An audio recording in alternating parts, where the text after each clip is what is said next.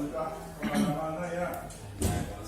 Bilangnya gurunya rapat. Iya, tadi saya juga bilang guru-guru pada rapat gitu.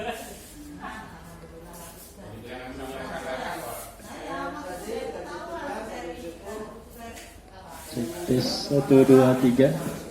Ya. Tes cek 1, 2, 3. Kedengar ya Bapak Ibu? Jelas aja kalau Pak? Jelas aja. Aja kalau. Kita mulai langsung aja kali ya. 1 jam. Iya. Sambil menunggu teman-teman yang lain. Saya buka. Assalamualaikum warahmatullahi wabarakatuh.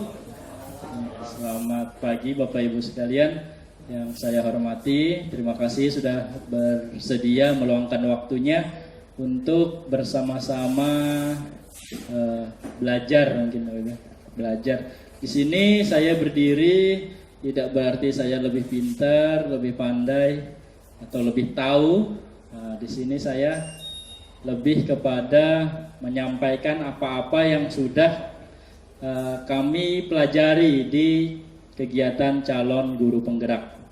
Adapun ini adalah bagian daripada tugas aksi nyata untuk modul 1.4 yaitu modul budaya positif.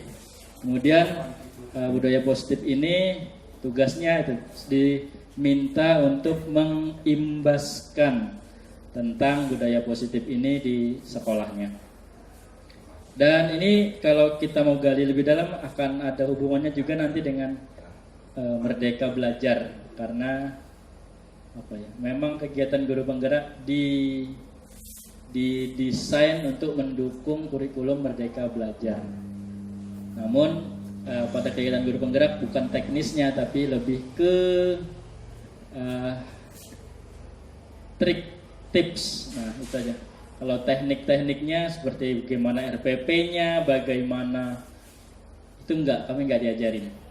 Jadi lebih kepada tips dan trik saja. Nah, termasuk yang ini budaya positif, Bapak Ibu. Saya akan langsung mulai modul ini sendiri. Presentasi kali ini tampilannya saya dapatkan dari instruktur. Ya. Jadi kami itu ada setiap kegiatan guru penggerak itu kan ada tujuh alur yang dari kata merdeka, MERDEKA, merdeka. Yang M itu mulai dari diri, yaitu kami itu biasa diminta untuk refleksi apa yang sudah dilakukan selama ini. Kemudian E itu eksplorasi konsep. Eksplorasi konsep itu kami diberikan materi, dibuka wawasannya tentang sesuatu yang baru gitu biasanya. Nah, kebetulan apa yang saya pelajarin di eksplorasi konsep itu memang baru semua buat saya, sehingga karena kita biasanya sudah punya keyakinan yang lama, ada keyakinan baru atau materi baru masuk, itu biasanya di hati itu ada, ini benar nggak ya, ini sesuai nggak ya, ini bisa dilakukan nggak ya, selalu seperti itu pertanyaannya. Nah, di eksplorasi konsep kita disuruh menggali sendiri secara mandiri tentang budaya atau hal-hal baru, biasanya ilmu-ilmu baru, termasuk nanti ini mungkin beberapa tentang budaya positif ini ada ilmu baru buat Bapak Ibu. Sekedar membuka wawasan, membuka sudut pandang baru bahwa ternyata ada yang berpendapat seperti ini gitu. Kemudian R itu di ruang diskusi dan kolaborasi. Di situ biasanya kami melakukan diskusi dan kolaborasi terkait konsep yang sudah dipelajarin. Kemudian ada kasus biasanya dan kita disuruh menganalisa kasus tersebut dihubungkan dengan konsep yang baru saja kita pelajari. Kemudian D itu demonstrasi kontekstual. Di demonstrasi kontekstual kami itu secara mandiri melakukan analisis terhadap kasus. Jadi kalau tadi kolaborasi, sekarang secara mandiri. Jadi biasanya analisis kasus atau kita disuruh melakukan simulasi kasus. Jadi acting gitu ya, dan itu semua divideokan biasanya. Kemudian berikutnya yang E lagi itu adalah elaborasi pemahaman. Nah, inilah yang saya tampilkan ini modul tampilan ini dari elaborasi pemahaman. Elaborasi pemahaman itu adalah penguatan itu dari instruktur. Jadi biasanya kami satu kaltim itu dikumpulkan ya, yang dari kaltim sekitar 60 sampai 70 orang guru penggerak kaltim itu dikumpulkan di satu kelas virtual. Kemudian ada instruktur yang akan memberikan penguatan. Kemudian di K itu demonstrasi kontekstual, koneksi antar materi. Nah, di koneksi antar materi ini kami mencoba ditugaskan untuk menghubungkan materi yang udah kita pelajarin ini, karena ini kan modul 1.4 ya. Apa hubungannya dengan modul yang sudah dipelajarin sebelumnya di modul 1.3, 1.2 dan 1.1.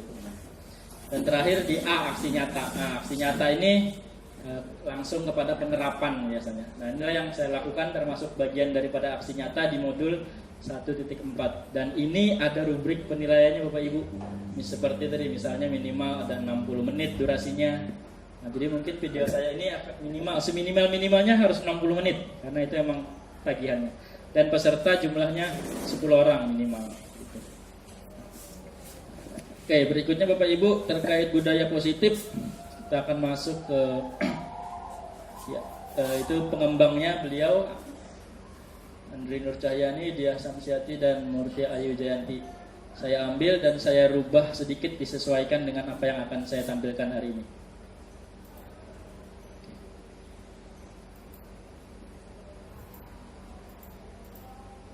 Nah, yang pertama Bapak Ibu, apakah Anda setuju dengan pernyataan ini loh? 1. Hukuman dapat mendisiplinkan anak. Setuju atau tidak? Setuju. Bagaimana Bapak Ibu yang di belakang mungkin bisa maju ke depan biar kelihatan penuh. Ibu biar kelihatan penuh bisa maju ke depan aja biar terlihat. Ya biar di videonya enak gitu. Ya. Hukuman dapat mendisiplinkan anak yang pertama. Setuju ya? Rata-rata setuju kayaknya. Ada yang nggak setuju kali? Nah, pada saat tertentu ya, situasional berarti. Ya, situasional. Yang kedua, pemberian hukuman dengan hal positif seperti membaca atau membersihkan halaman sekolah dapat meningkatkan disiplin anak. Ya. Jadi hukumannya positif bentuknya. Ya, setuju Bu ya? Atau situasional lagi? Atau setuju sepenuhnya ya? Nah, yang ketiga, memberi penghargaan dapat meningkatkan motivasi belajar anak. Setuju? Oke. Setuju ya? Ya. Nah, ya. Oke, Pak Ibu, saya lanjut ya. Nah, ini saya akan coba sampaikan di 60 menit ini. Disiplin positif ya, dan sampai 6 di terakhir segitiga restitusi. Saya sebenarnya terus terang semua ilmu ini sangat baru buat saya. Saya sendiri tidak sepenuhnya, maksudnya 100% sampai pada tahap yakin bahwa ini benar itu tidak. Memang situasional, dan saya kira memang ilmu sosial ya seperti itu ya, situasional biasanya. Masuk yang pertama Pak Ibu ya, disiplin positif dan nilai kebajikan universal. Nah, yang pertama tentang teori belajar, bukan teori belajar, teori perilaku manusia nih. Stimulus respon dan teori kontrol. Hampir selama ini yang kita lakukan di sekolah itu adalah stimulus respon. Silahkan dibandingkan apa bedanya stimulus respon dengan teori kontrol. Teori kontrol ini yang akan kita pelajarin seterusnya sampai di restitusi. Itu perbedaannya. Kita coba mengubah orang agar pandangan sama dengan kita. Di teori kontrol kita berusaha memahami pandangan orang lain tentang dunia.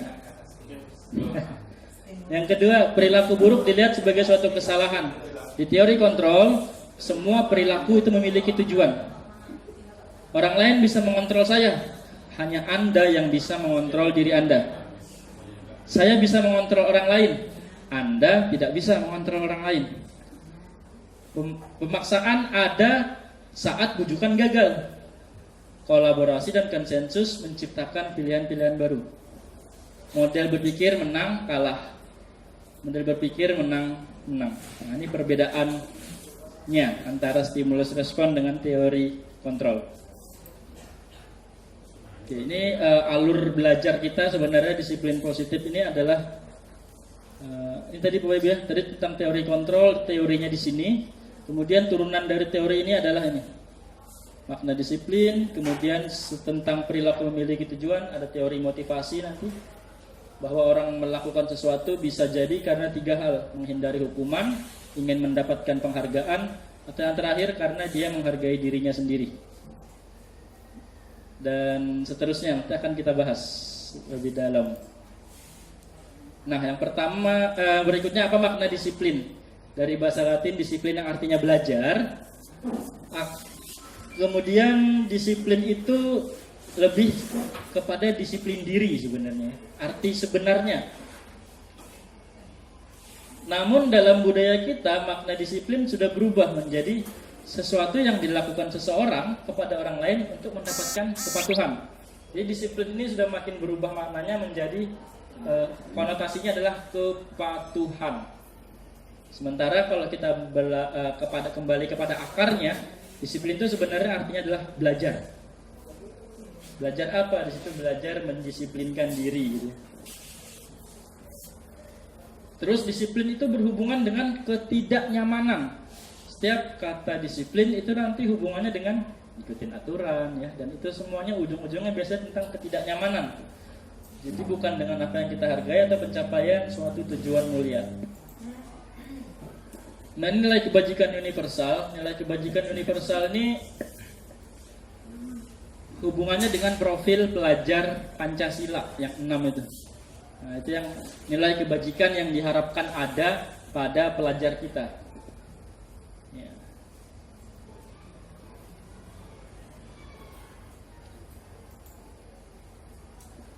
Nah, yang kedua, teori motivasi. Ya, ini ibu-ibu tadi teori motivasi. Orang melakukan sesuatu, termotivasi melakukan sesuatu, termotivasi berperilaku, itu ada 3. Yang pertama, dia menghindari ketidaknyamanan atau hukuman. Pertanyaannya biasanya, apa yang akan terjadi jika saya tidak melakukannya? Itu motivasinya dari luar berarti. Yang kedua, untuk mendapatkan imbalan apa? Saya akan dapat apa kalau saya lakukan? Nah, itu motivasinya juga masih dari luar. Dan yang terakhir, untuk menghargai diri sendiri. Saya akan jadi orang yang seperti apa jika saya melakukannya? Ini motivasinya dari internal, dari dalam diri sendiri. Dalam hal ini sebenarnya lebih kepada siswa ya. Bagaimana siswa bisa ketika melakukan sesuatu yang sifatnya disiplin, itu sebenarnya dari dirinya sendiri. Dia ingin menjadi orang yang seperti apa jika saya melakukannya. Dan itulah tujuan dari disiplin positif. Berikutnya, pendidikan memerdekakan manusia. Kemerdekaan sejati versus kemerdekaan anak-anak. Kemerdekaan sejati, lahir dan batinnya tidak terperintah. Tiada terperintah. Berdiri di atas kekuatan sendiri, berdikari kalau zaman dulu banyak, berdiri di atas kaki sendiri. Kemudian yang ketiga, dia mengatur tertibnya hidup sendiri. Dan ini filosofinya diambil dari Ki Hajar Dewantara tentang arti merdeka itu sendiri. Menurut Ki Hajar Dewantara, merdeka itu artinya tidak hanya terlepas dari perintah, tapi juga cakap buat memerintah diri sendiri. Yang masih saya ingat dari modul ini adalah Ki Hajar Dewantara itu, ini lanjutannya masih ada, lanjutannya Ki Hajar Dewantara itu konsekuensi dari kemerdekaan adalah bertanggung jawab terhadap disiplin diri. Karena ketika kalian atau ketika kamu tidak bisa mendisiplinkan dirimu sendiri, maka akan ada orang lain yang akan mendisiplinkan dirimu. Dan ketika orang lain itu yang mendisiplinkan dirimu, maka hilanglah makna kebebasan atau makna kemerdekaan dari dirimu itu lagi. Itu filosofi dari Ki Hajar Dewantara, arti merdeka. Berikutnya restitusi. Restitusi itu proses menciptakan kondisi bagi murid untuk memperbaiki kesalahan, sehingga mereka bisa kembali pada kelompok dengan karakter yang lebih kuat. Restitusi juga proses kolaboratif. Jadi bukan satu arah, tapi kolaboratif, yang mengajarkan murid untuk mencari solusi masalah mereka, membantu murid berpikir tentang orang seperti apa yang mereka inginkan dan bagaimana mereka harus memperlakukan orang lain. Nah itu tadi ya, tadi ada restitusi. Nah, ini sudah dibahas makna restitusi itu apa. Ini ciri-ciri restitusi. Belajar dari kesalahan, memperbaiki hubungan, tawaran bukan paksaan, menuntun melihat ke dalam diri, mencari kebutuhan dasar yang mendasari tindakan, cara yang paling baik, fokus pada karakter bukan tindakan, fokus pada solusi, dan mengembalikan murid yang berbuat salah pada kelompoknya. Berikutnya tentang keyakinan kelas. Mengapa tidak peraturan aja? Mengapa harus keyakinan kelas? Kenapa kita memiliki peraturan harus menggunakan helm bila mengendarai kendaraan roda 2? Ada yang mau jawab, Bapak Ibu? Kenapa kita harus menggunakan helm? Melindungi kepala. Ini saya tanyakan kepada anak-anak supaya nggak ditangkap polisi, Pak. Ya, pertanyaan ini saya ajukan kepada anak-anak. Apalagi selain supaya kepala aman? Ada lagi, Pak? Jadi intinya tentang keamanan ya. Nah, keamanan. Kemudian kalau kita mau gali lebih dalam, sebenarnya nilai keyakinan yang mau dicapai adalah tentang keamanan dan keselamatan. Kemudian yang kedua, mengapa memiliki peraturan 3M? Menggunakan masker, cuci tangan, dan jaga jarak. Tentang keselamatan juga ya. Keselamatan, tentang kesehatan. Nah, kemudian 3, mengapa harus datang tepat waktu saat mengikuti pelatihan? Gak harus saya, wah ini. Mengapa harus tepat waktu? Apa nilai keyakinan yang mau dicapai sebenarnya? Nilai kebajikan apa yang mau dicapai sebenarnya? Tentang menghargai orang lain mungkin, ya. Tentang menghargai waktu, ya. Nah, boleh lah. Nah, jadi kalau kita mau mendukung motivasi intrinsik, motivasi yang timbul dari dalam, kita harus kembali dulu ke nilai keyakinan apa sih yang mau dicapai dari sebuah peraturan. Jadi intinya setiap peraturan itu ada keyakinan atau ada kebaikan yang mau dicapai sebenarnya di dalamnya. Dari sebuah peraturan ada keyakinan atau kebajikan yang mau dicapai. Dan itulah yang harus digali sebenarnya. Bukan peraturannya, tapi sebenarnya yang diinginkan tuh apa sih? Keamanannya, keselamatannya, kesehatannya. Itu yang diinginkan, dan itu yang harus digaungkan sebenarnya tentang itunya. Jadi muncul kesadaran dari dalamnya itu lebih kuat daripada dia melakukan hanya karena mengikuti peraturan. Nah, kalau secara hierarki seperti ini. Kita buat dulu peraturan kelas. Mungkin Bapak Ibu yang masuk kelas 9B di sebelah, karena saya wali kelas 9B, pas di sebelah papan tulis itu ada peraturan kelas 9B. Tulisasi kesepakatan ya, kesepakatan kelas 9B. Ada 9 poin rasanya, atau 7 saya lupa. Peraturan kelas. Nah, beberapa minggu yang lalu, sekitar 3 minggu yang lalu saya buat keyakinan kelas. Bedanya apa? Kalau peraturan kelas tadi lebih spesifik tentang peraturan, misalnya jika acung tangan ketika ingin izin keluar kelas gitu. Kemudian kalau keyakinan kelas itu lebih ke tadi keyakinan apa atau kebaikan apa sebenarnya yang mau dituju dari itu, dari peraturan yang ada tadi. Nanti kalau itu sudah tercapai, keyakinan kelas sudah terbentuk semua, harapannya lingkungan positifnya terbentuk. Ketika lingkungan positif sudah terbentuk, harapannya budaya positif di sekolah terbentuk. Jadi dimulai dari kelas dulu. Nah, ini salah satu contoh. Di sebelah kiri dan di sebelah kanan, dua-duanya namanya kesepakatan kelas. Yang mana yang peraturan kelas? Yang kiri atau yang kanan, Bapak Ibu? Yang kiri yang peraturan ya, karena lebih spesifik ininya, perintahnya. Sementara yang sebelah kanan berarti adalah keyakinan kelas. Nah, dia seperti itu, saling menyayangi, semangat belajar, peduli dengan teman-teman. Penerjemahannya akan lebih dalam, tergantung kepada tingkat pemahaman siswa. Dua-duanya sudah saya lakukan di kelas 9B. Nah, tentang nilai kebajikan tadi, ini mungkin yang ini yang ada di modul, ada sangat banyak, ada sekitar 7 sumbernya, termasuk salah satunya profil pelajar Pancasila. Ini saya ambil dari sumber yang lain di antara 7 tadi, yang mungkin bisa dimasukkan ke dalam keyakinan kelas, atau mungkin nilai kebajikan yang sebenarnya ingin dicapai dari sebuah peraturan. Silahkan dibaca, Ibu, banyak banget ya. Bahkan tuh di terakhir ada nih, memiliki rasa humor gitu bahkan ya. Ada ternyata dalam nilai-nilai kebajikan. Nah, kemudian untuk kegiatan pendalamannya bisa menggunakan tabel bantu T dan Y. Ini spesifik mungkin Bapak Ibu, nanti aja kita bahasnya ya.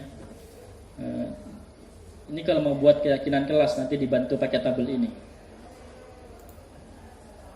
Oke, coba kita Bapak Ibu ya, selalu kembalikan buku ke tempatnya. Keyakinan apa yang mau dicapai sebenarnya? Selalu kembalikan buku ke tempatnya. Nilai kebajikan apa yang mau dicapai? Ada pendapat Bapak Ibu? Selalu kembalikan buku ke tempatnya. Nilai kebajikan apa yang mau dicapai? Kerapian, boleh, bagus Pak, benar. Kerapian, ketertiban misalnya ya. Nah, tentang ketertiban, kerapian. Di sini ada tanggung jawab bahkan ya. Jadi banyak Bapak Ibu, dia akan sangat luas nanti, dimensinya akan sangat luas dari tentang mengembalikan buku ke tempatnya, tanggung jawab masuk juga, tertib masuk juga, rapi masuk juga kok. Gitu. Dan ini hanya contoh aja yang saya berikan. Bisa jadi sangat luas spektrumnya. Dilarang mengganggu orang lain, tentang menghormati orang lain. Ya. Hadir sekolah sebelum pelajaran dimulai, disiplin, menghormati orang lain, berkomitmen. Ya. Kalau Pak, disiplin itu tadi, disiplin itu induknya. Kemudian subnya dari disiplin itu apa? Tentang menghormati orang lain, berkomitmen. Gitu ya. Dilarang melakukan kekerasan, tentang apa? Keselamatan, menghormati orang lain. Ya. Menggunakan narkoba dilarang, kesehatan. Bergantian menunggu giliran, menghormati orang lain, tentang bersabar. Gunakan masker, keselamatan, kesehatan. Jangan berlari di kelas atau koridor. Tentang keselamatan, ya. Keamanan. Nah, itu. Jadi itu ketika kita mau menegakkan peraturan, gaungkan dulu nilai kebaikan apa yang sebenarnya ingin dicapai. Ini tentang penghargaan ya. Kalau tadi kita tentang keyakinan dan penghargaan. Penghargaan itu pengaruh jangka pendek dan jangka panjang. Penghargaan itu menghukum. Penghargaan mengurangi ketepatan. Penghargaan tidak efektif. Penghargaan merusak hubungan. Ada 5 tambah 3 jadi 8. Penghargaan itu menurunkan kualitas. Penghargaan mematikan kreativitas, dan penghargaan mengurangi motivasi intrinsik. Sebenarnya kalau di modul setiap itu ada penjelasannya. Cuma saya nggak akan mungkin melakukan semuanya.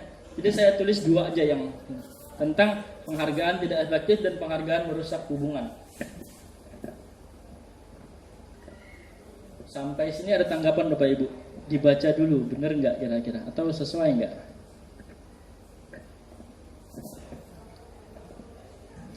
Kenapa ini saya masukkan? Karena saya sendiri waktu membaca sebenarnya agak apa ya, kaget juga. Oh, ternyata ada yang berpendapat seperti ini ya, terutama di sini ya. Di sini. Kalau saya kagetnya di bagian sini. Nah, saya kagetnya di bagian penghargaan merusak hubungan ini. Yang pertama, ketika seorang diberi penghargaan atau dipuji di depan orang banyak, maka yang lain akan merasa iri. Dan sebagian dari mereka akan tidak menyukai orang yang diberikan penghargaan tersebut. Ada yang berpendapat seperti itu ternyata. Kemudian nih, jika seorang guru beri penghargaan kepada murid, besar kemungkinan murid termotivasi hanya untuk menyenangkan gurunya. Mereka tidak bersikap jujur kepada guru tersebut. Jadi yang penting gurunya senang aja. Kemudian ini, penghargaan menciptakan persaingan di dalam kelas, dan persaingan itu menciptakan kecemasan. Terakhir, nih, Mereka yang percaya bahwa mereka tidak memiliki kesempatan untuk mendapatkan penghargaan akan berhenti mencoba. Jadi kalau dia matematika lagi misalnya, pasti tidak bisa jawab nih. Dia akan berhenti mencoba. Dia tidak akan mencoba mendapatkan penghargaan tersebut karena dia sudah tertanam dalam dirinya bahwa dia tidak akan bisa. Nah ini hal-hal yang saya kaget gitu ya, ketika pertama kali membaca modul ini, termasuk sampai sekarang masih kaget. Ya silakan Pak. Dalam hal harga itu selalu ada positif negatif. Kimik. Boleh. Penghargaan maupun hukuman, reward maupun punishment itu selalu ada positif negatif, selalu ada dampak positif dan dampak negatif. Dan kalau dilihat dari sudut negatifnya ya tampilannya seperti itu. Tetapi jangan kita begitu melihat ada sudut negatifnya lalu tidak melakukan penghargaan. Karena memang ada positif, ada negatifnya, ada dampak positif dan negatif. Dan yang ditampilkan di sini adalah negatifnya. Jadi kita boleh saja melihat negatifnya supaya seimbang dalam hal memberikan reward atau penghargaan itu, sehingga nanti kita bisa menghindari seminimal mungkin dampak negatifnya dan hanya mendapatkan sebanyak-banyaknya dampak positifnya itu.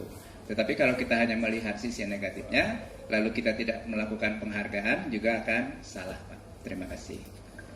Ya, terima kasih Pak Nanang. Saya setuju sepenuhnya dengan itu ya. Makanya Bapak Ibu, itu yang saya pikirkan juga begitu Pak, termasuk apa yang saya tuliskan di forum diskusi itu. Ya kalau mau melihat dampak negatifnya ya pasti banyak juga, bahkan bukan hanya ini, yang lain-lain juga, teori-teori belajar yang lain pasti ada dampak negatifnya. Nah, makanya ya itu Bapak Ibu, situasional sebenarnya, kondisinya sangat situasional. Kita kembalikan kepada keyakinan Bapak Ibu, dan di sini saya lebih kepada memang membuka wawasan, karena saya sendiri wawasan ini belum terbentuk sebelumnya. Saya tidak pernah, sebelum membaca modul ini saya nggak pernah berpikiran seperti itu. Ternyata ada ya yang berpikiran seperti ini. Nah saya nggak tahu dengan Bapak Ibu sekalian, mungkin sudah pernah sebelumnya dapat materi ini, sehingga mungkin sudah lebih baik dalam pengelolaan penghargaannya. Kalau saya sendiri saya akui tidak baik dalam pengelolaan penghargaan, sehingga ketika mendapatkan masukan atau teori baru seperti ini rasanya ya ini campur aduk memang di kepala ini, antara yang sudah diyakini dengan kok ada sesuatu yang baru yang muncul nih dan mengganggu. Tapi ya begitulah proses belajar Bapak Ibu ya. Ya, terima kasih Pak Nanang, saya setuju. Nah berikutnya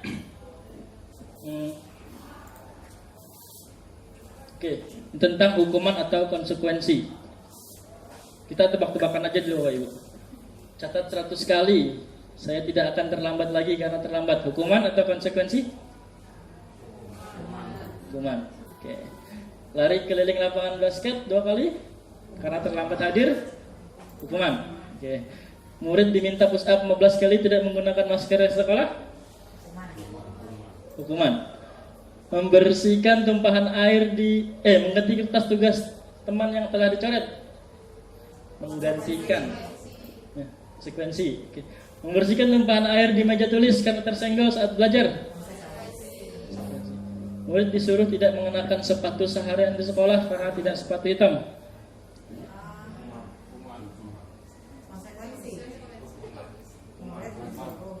Nah, sini hukuman. Kemudian lari keliling lapangan basket 2 kali terlambat 10 menit pelajaran PJOK?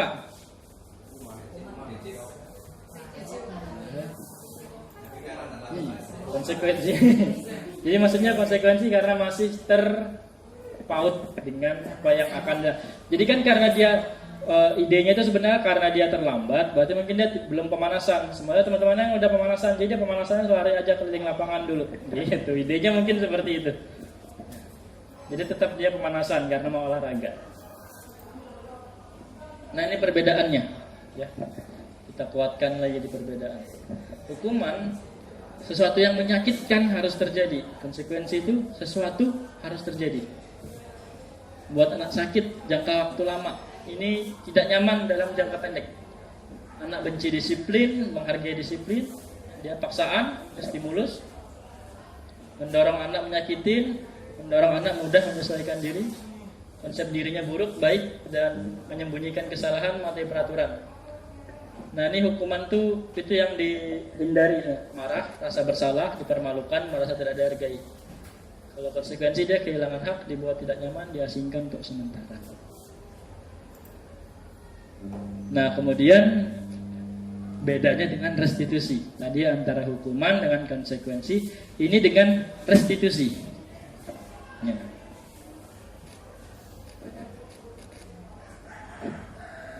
Silahkan dilihat Bapak Ibu perbedaannya, apa itu hukuman, konsekuensi, dan restitusi. Dan pertanyaannya gitu ya. Restitusi pertanyaannya, apa yang kamu yakini, apa yang bisa kamu lakukan untuk memperbaiki masalah ini. Yang diharapkan adalah murid bisa menghormati dirinya dan orang lain. Kemudian yang keempat, kebutuhan dasar manusia. Ini tadi tentang yang setiap perilaku memiliki tujuan. Jadi tujuan manusia berperilaku itu memenuhi kebutuhan dasarnya. Dan kebutuhan dasar manusia itu hanya 5 gitu, kalau secara teori ya. Dasar sekali adalah bertahan hidup. Kalau dia udah bisa bertahan hidup, baru dia bisa yang keempat-empatnya itu. Kasih sayang dan diterima, penguasaan, kesenangan, terakhir kebebasan. Nanti hubungannya gimana? Coba Ibu ya. Yang pertama, ibu guru bilang aku nggak boleh bersenandung waktu ngerjain tugas. Katanya kelas harus tenang, tidak ada suara. Padahal kan aku suka dan senang menyanyi. Kebutuhan apa yang sedang ingin dicapai oleh anak itu sebenarnya Bapak Ibu? Rasa kasih sayang, kesenangan, kebebasan, atau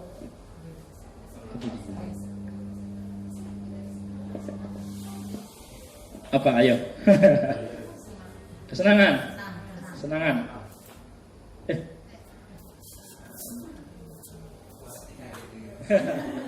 Ya kaget lah. Tentang kesenangan ya, karena di situ kata kuncinya aku suka dan senang. Jadi dia ingin menunjukkan kesenangannya dengan cara bernyanyi saat belajar gitu. Yang kedua, ibu guru tidak menyapaku hari ini padahal aku pakai jepit rambut baru. Kebutuhannya adalah perhatian, rasa kasih sayang dan dapat diterima. Kebosan belajarnya gitu-gitu aja, dengerin ibu guru aja. Itu adalah kebutuhannya adalah kebebasan. Tentang kebebasan. Dan kuncinya di bosan. Kemudian terakhir, aku sebel gambarku tidak rapi, malah ibu guru nunjukin ke teman-temanku di depan kelas. Tentang penguasaan. Tentang penguasaan. Apa hubungannya? Bisa dihubungkan apa Ibu? Kenapa berhubungan dengan kekuasaan? Karena kan dia jadi malu. Ya, dia jadi malu. Ada power yang hilang dari dia akhirnya.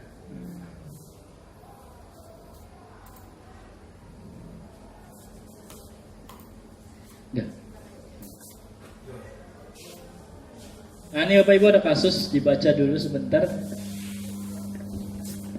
Kita kelihatan Pak, kecilan ya. Pak Zulfikar, kepala sekolah baru ditugaskan di SMP. Sejak kedatangan Pak Zulfikar mencoba menyesuaikan diri. Sebagian besar guru menerima. Namun ada beberapa guru yang selalu bereaksi negatif pada kebijakannya dan dengan frontal mengemukakannya di rapat guru. Salah satunya Pak Malik. Pak Malik sering mempertanyakan kebijakan yang diambil Pak Zulfikar tanpa argumen yang kuat. Rekannya heran dengan perilaku Pak Malik karena sebelumnya dia guru yang selalu mengikuti kebijakan, bahkan cenderung diam bila di rapat. Nah, Pak Hanafi coba mendekati dan menanyakan apa yang menyebabkan. Ada beberapa kemungkinan jawaban yang diberikan Pak Malik ya. Jika Anda dalam posisi Pak Zulfikar dan mendengar informasi dari Pak Hanafi ya. Nah ini Ibu. Jadi jawaban Pak Malik bisa jadi kemungkinannya 4 ini ya. Yang pertama, iseng sih. senang aja lihat capsek baru, kebingungan kalau aku tanya di rapat. Itu tentang kesenangan berarti. Kebutuhannya Pak Malik adalah kesenangan yang berusaha dia capai. Kemudian ya biar kenal sama aku dan ingin nantinya bisa dekat sama dan kerja bareng sama dia, kayaknya orangnya baik. Nah, itu tentang kebutuhannya cinta dan kasih sayang.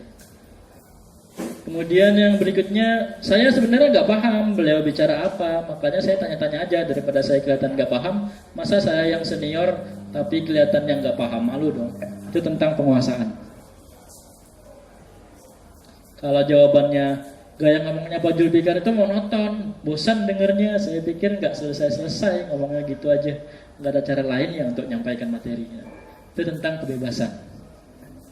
Jadi itu ada 4 kemungkinan jawaban berdasarkan 4 kebutuhan dasar yang ingin dicapai oleh Pak Malik. Itu tadi hubungannya dengan setiap perilaku memiliki tujuan. Nah, yang terakhir, masih kelima ya, posisi kontrol. Nah, kecil sekali, maaf Bapak Ibu ya, nanti saya kirimkan aja kali filenya. Posisi kontrol itu 5 ya. Jadi ada penghukum, pembuat orang bersalah, teman, pemantau, dan manajer ya. Nah.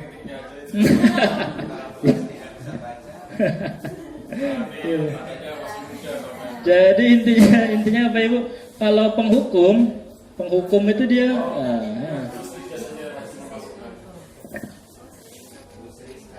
kalau kamu nggak melakukannya, awas ya, rasakan. Nah, itu yang akan dilakukan guru ya. Guru berkata seperti itu. Dampaknya pada murid, dia akan mengulangi kesalahan. Kemudian kalau dia membuat merasa bersalah, yang akan dikatakan adalah kamu seharusnya, kamu kan udah tahu itu ibu ini lelah sekali loh mengatakannya. Itu membuat orang merasa bersalah. Itu level yang kedua ya. Muridnya akan berkata, maafkan saya. Dampaknya murid merasa rendah diri. Itu identitasnya, itu yang menghindari hukuman. Jadi murid berperilaku karena menghindari hukuman. Berikutnya murid berperilaku karena mengharapkan penghargaan. Nah ini ya. Kalau guru bersikap seperti teman, nah, gurunya akan berkata, ayolah lakukan demi bapak atau ibu. Masa kamu nggak mau? Ingat nggak ibu pernah bantu? Nah, itu perilaku teman. Hasilnya adalah ketergantungan. Nah, murid akan berkata, saya pikir bapak atau ibu teman saya, ternyata begitu. Dampaknya pada murid, dia tidak mandiri, bergantung. Kemudian sebagai pemantau, ya, posisi keempat, posisi pemantau, ciri-cirinya mengukur. Pertanyaannya, apa peraturannya? Kemudian hasilnya murid akan menyesuaikan diri bila diawasi. Kemudian murid akan berkata, kalau saya melakukan itu ya, berapa banyak bintang yang akan saya dapat, berapa halaman yang harus saya tulis, karena semuanya dihubungkan dengan konsekuensi. Dampaknya pada murid, dia akan menitik beratkan pada sanksi atau hadiah untuk dirinya. Dan terakhir adalah posisi manajer. Posisi manajer ini pertanyaannya, apa yang kita yakinin? Apa yang bisa kamu kerjakan atau lakukan untuk memperbaiki masalah ini? Murid itu akan berkata, bagaimana caranya saya bisa memperbaiki keadaan?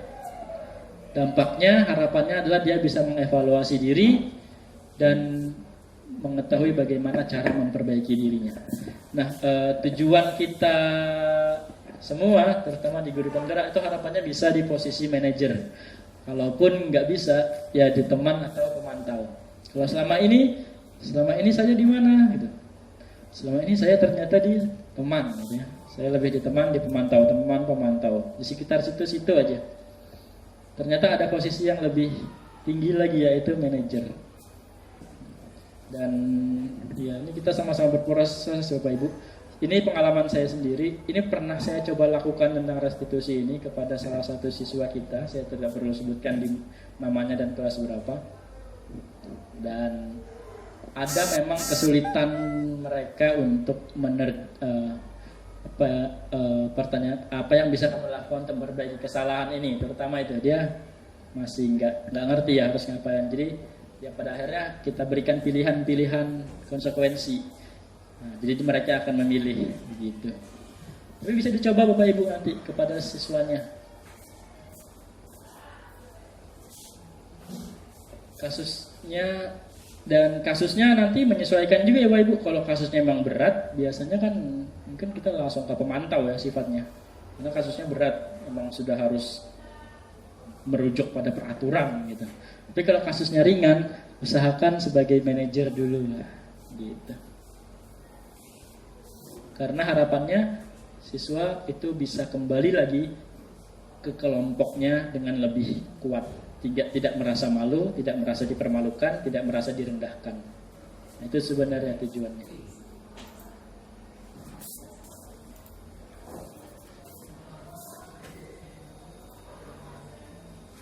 Nah, sudah kebuka ya. Saya kecewa sekali dengan kamu yang mengatakan adalah membuat merasa bersalah. Kalau kamu tidak pernah benar melakukannya, siapa kira-kira yang mengatakan Bapak Ibu? Penghukum kah? Teman?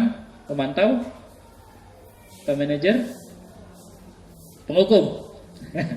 Ya, jadi. Nah, oke, penghukum. Ayolah lakukan demi ibu atau bapak. Nih, teman. Oke. Apakah kamu mendapatkan stiker bintang hari ini? Pemantau. Pemantau, karena dia ada konsekuensi yang akan dia dapatkan. Bagaimana kamu bisa menyelesaikan masalah ini? Manajer. Kamu selalu yang paling terakhir. Penghukum.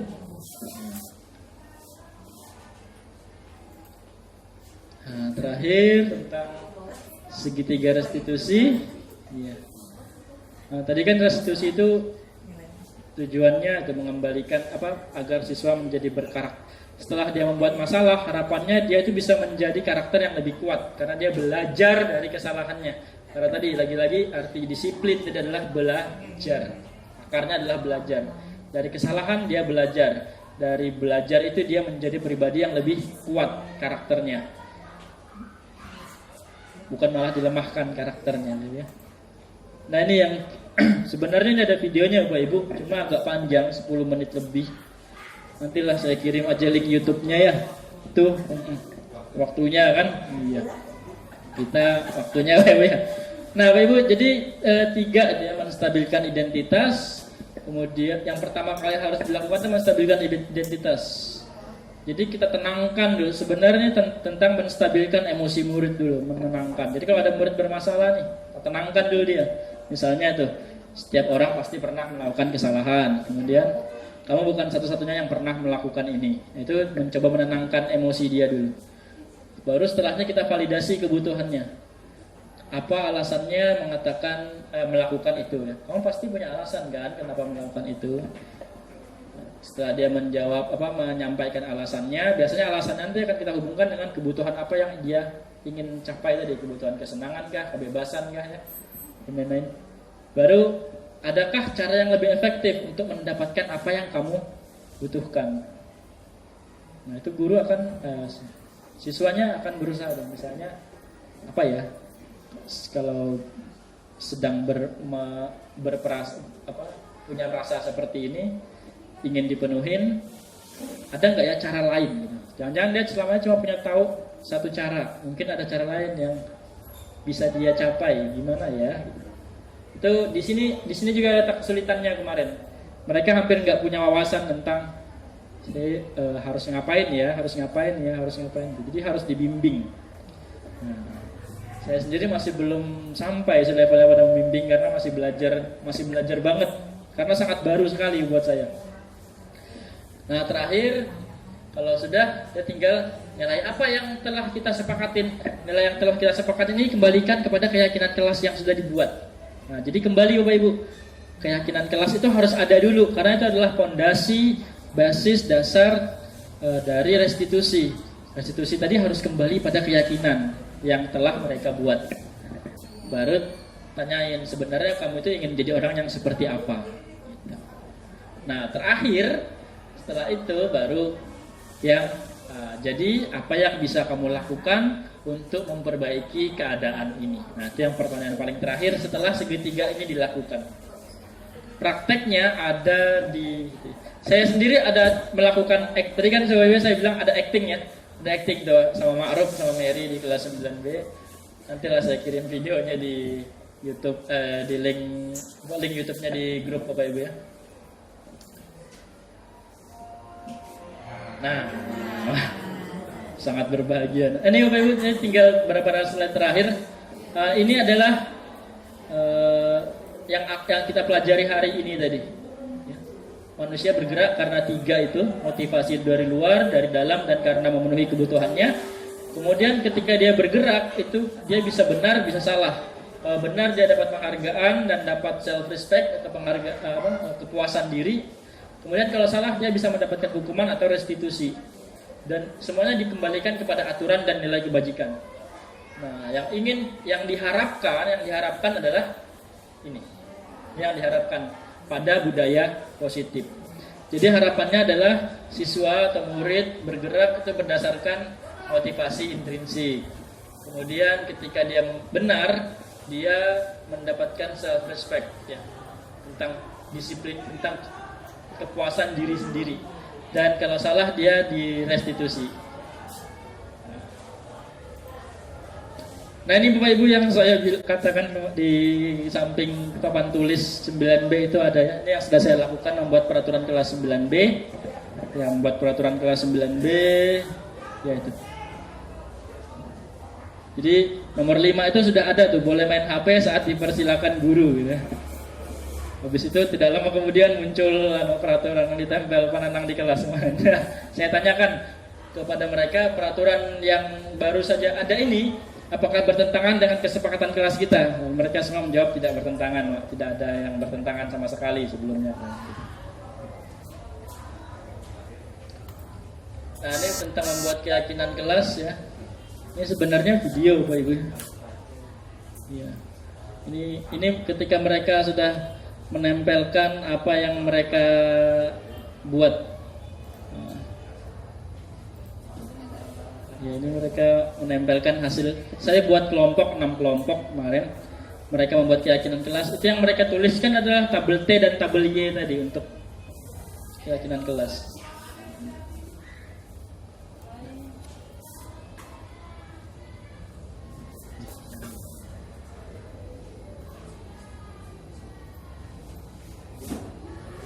Ini ada testimoni Bapak Ibu. Ted.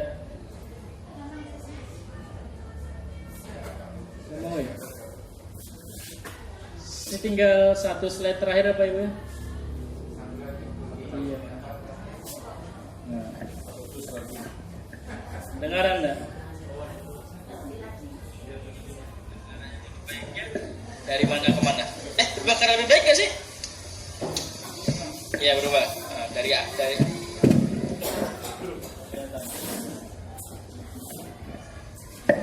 dulu lah, rancangan PR jarang betul ya. Sekarang sering jangan PR. Menurut lo karena apa? Karena keyakinan kelas yang mana yang mau kamu capai? Yang tanggung jawab. Oke, tepuk tangan dong buat temennya gitu dong. Jadi tentang ini saya di kelas langsung saya tembak aja tuh mereka masing-masing, saya todong dengan pertanyaan. 1 minggu ini sudah kita keyakinan kelas sudah kita buat, apa yang menurut kalian berubah gitu. Kalau menurutnya si Rasya seperti tadi, dia sekarang menjadi semakin lebih sering mengerjakan PR-nya gitu. Tidak terlambat katanya gitu. Dan saya nggak tahu dia bohong atau enggak gitu ya. Tapi yang jelas ya itulah apa yang dia katakan, yang dia sampaikan. Nah, ya mudah-mudahan jadi ilmu baru buat kita Bapak Ibu ya. Saya akhirin, terima kasih karena telah menyimak dan menyisihkan waktu. Mungkin setelah ini kita mau berdiskusi sebentar, 10 menit. Atau gimana Bapak Ibu? Siapa nih? Sebentar waktunya. Kami dari yang hadir di sini mengucapkan terima kasih sharing dari Pak Helmi dan sedikit masukan supaya terbentuk keyakinan kelas dari Bapak Ibu Guru. Kenapa keyakinan ini penting? Jangan sampai hanya sekali, 2 kali, kemudian berikutnya pada enggan hadir. Jadi perlu oleh Pak Helmi diciptakan keyakinan kelas yang hadir terutama hari ini dan seterusnya bahwa kegiatan ini bermanfaat untuk para guru. Jadi sarannya dibentuk keyakinan kelas sehingga materi-materi yang di-share ke kami itu dengan bahasa kepentingan guru sehingga kita merasakan ada manfaatnya, akan lahir motivasi intrinsik bagi kami untuk mengikuti kegiatan. Misalnya saja kita akan memahami konsep restitusi. Nah ini penting bagi guru, sangat penting. Pentingnya apa disampaikan, karena memang misalnya anak melakukan kesalahan itu kadang-kadang dia tidak sadar bahwa itu salah, dan kesalahan itu sendiri bagi anak-anak adalah hal yang normal. Nah hal-hal seperti ini kita sampaikan kepada guru sehingga guru kita semua di sini punya keyakinan kelas tentang materi-materi yang disiarkan sehingga semangat untuk mengikutinya karena memang bermanfaat untuk kita dan seterusnya tinggal dioperasionalkan saja sehingga kita bisa nanti menerapkan teori motivasi, kita bisa menerapkan restitusi kepada anak sehingga anak bisa kembali kepada kelompoknya dan melaksanakan disiplin dengan sebaik-baiknya. Mungkin sedikit saran itu saja dan mohon maaf mungkin kalau tidak sesuai harapan. Terima kasih. Wassalamualaikum warahmatullahi wabarakatuh. Terima kasih Pak masukannya. Ya, tinggal saya yang kebingungan nih Pak. Mau bentuknya seperti apa kemudian itu?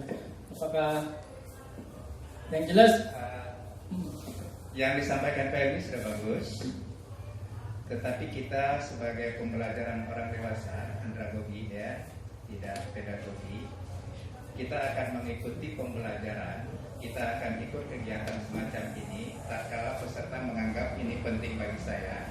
Kenapa penting? Karena kalau saya ikut seperti ini, saya akan tahu ini, saya akan bisa melakukan ini dan seterusnya. Akan terbentuk keyakinan kelas seperti itu. Nah, jadi tinggal Bapak nanti setiap materi apa yang akan disampaikan, sampaikan pentingnya apa. Bukan sekedar mengatakan ini penting, tetapi tunjukkan pentingnya itu apa, dikaitkan dengan realita di kelas kita ya, dan seterusnya. Dan nanti setelah kita mengikuti kegiatan ini, guru, Bapak Ibu guru mempunyai konsep, memahami konsep dan bisa menerapkan konsep itu dan akan menerima atau mendapatkan manfaat dari konsep yang dipelajari, bukan sekedar pengertian lalu paham lewat begitu saja, tetapi kita harus bisa menunjukkan kepada audiens bahwa ini benar-benar bermanfaat untuk kita semua. Ya, jadi tidak sebatas teori. Kalau di kuliah memang mahasiswa cukup diberikan teori, dia akan serius mempelajari. Tapi kalau Bapak Ibu guru seperti kita ini, kita lebih kepada real aplikasi di lapangannya seperti apa.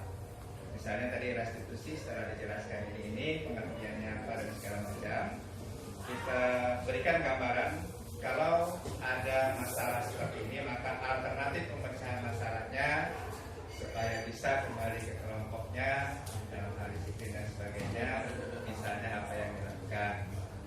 Jadi sudah bagus yang disampaikan Pak Helmi, tinggal penekanannya saja lagi nanti. Bahasa yang digunakan adalah bahasa kepentingan Bapak Ibu guru, bukan bahasa pengetahuan yang harus nanti ujian lalu bisa menjawab pertanyaan lalu lulus, tidak. Tapi sejauh mana kita nanti bisa mengambil manfaat dari materi yang disiarkan untuk praktek pembelajaran sehari-hari di sekolah. Mungkin itu Pak. Terima kasih. ya terima kasih Pak Anang.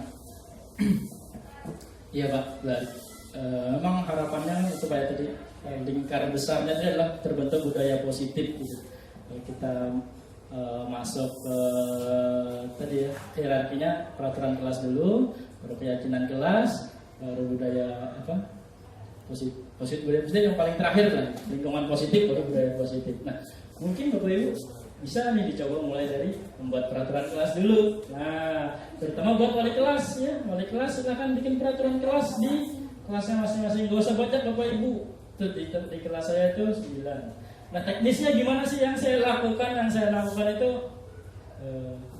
kemarin saya coba suruh mereka, saya kasih mereka kertas masing-masing satu orang satu gitu ya. Saya nggak kasih sih, karena kan mereka punya buku sendiri, suruh robek sendiri kertasnya. Coba menurut kalian peraturan kelas apa yang seharusnya ada di kelas ini?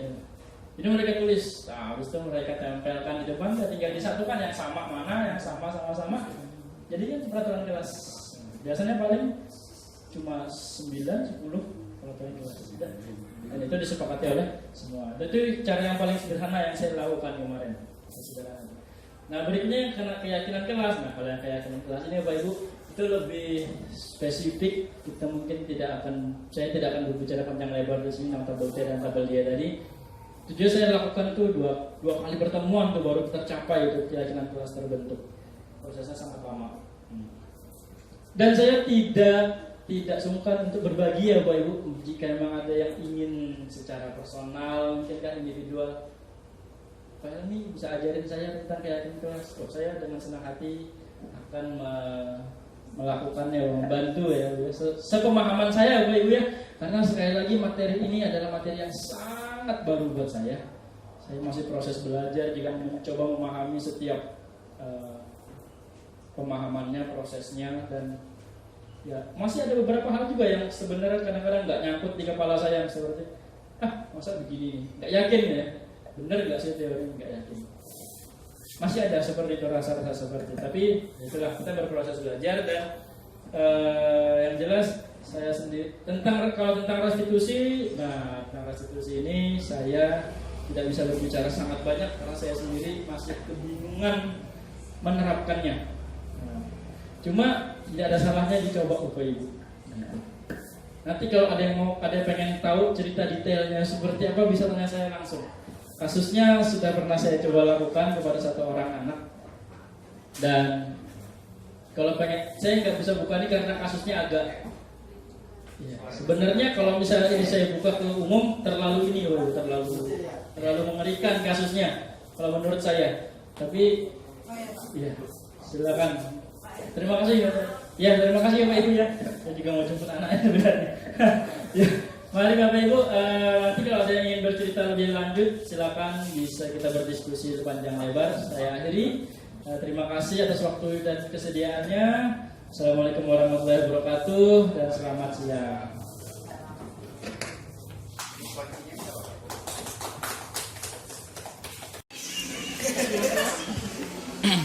Bentar, apa aja tuh? Tanggung jawab. Saya mau Oke, buang sampah sembarangan, tepatnya melaksanakan janjikan, melanggar janji, mengacaukan konsekuensi. Oke, boleh.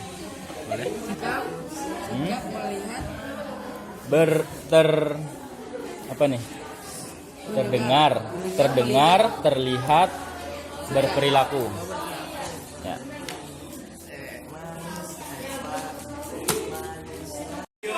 Buat kelompok 1 silakan tempelkan hasilnya.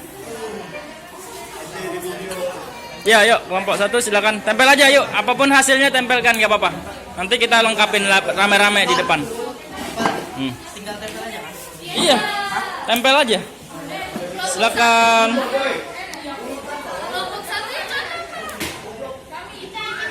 Kalian toh? Iya.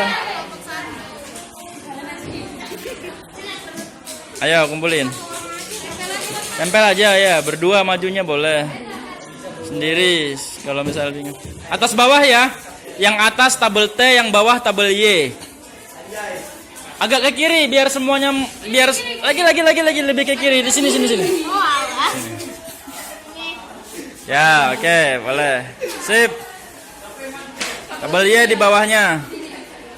Oke, di bawahnya. Iya. Tempel ya. Oke. Silakan lanjut kelompok 2. Sebelahnya ya, pas sebelahnya. Jadi nanti 6 tuh pas semuanya sampai ujung.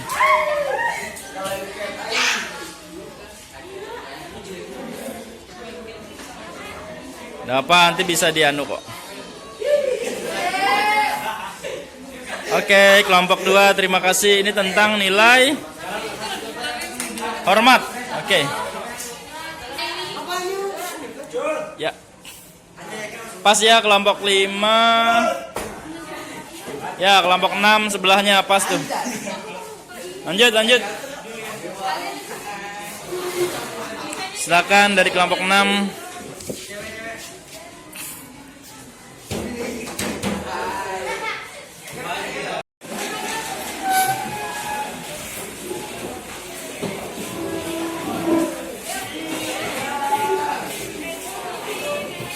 Mungkin temennya bisa gimana?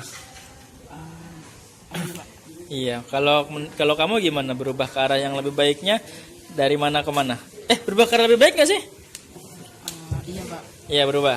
Dari Yang dulu kurang kerjakan PR, sekarang tambah sering kerjakan PR Pak. Oh, dulu ngerjakan PR jarang-jarang. Iya jarang betul Pak. Jarang betul ya. Ya, Sekarang sering kerjakan PR Pak. sering ngerjakan PR. Menurutmu karena apa? Karena keyakinan kelas Pak. Karena keyakinan kelas. Keyakinan kelas yang mana yang mau kamu capai? Yang tanggung jawab. Tanggung jawab. Oke, tepuk tangan dong buat temennya gitu dong. Oke, terima kasih ya. Siapa namanya? Lupa saya nih. Asia. Rasya. Oke, makasih Rasya ya.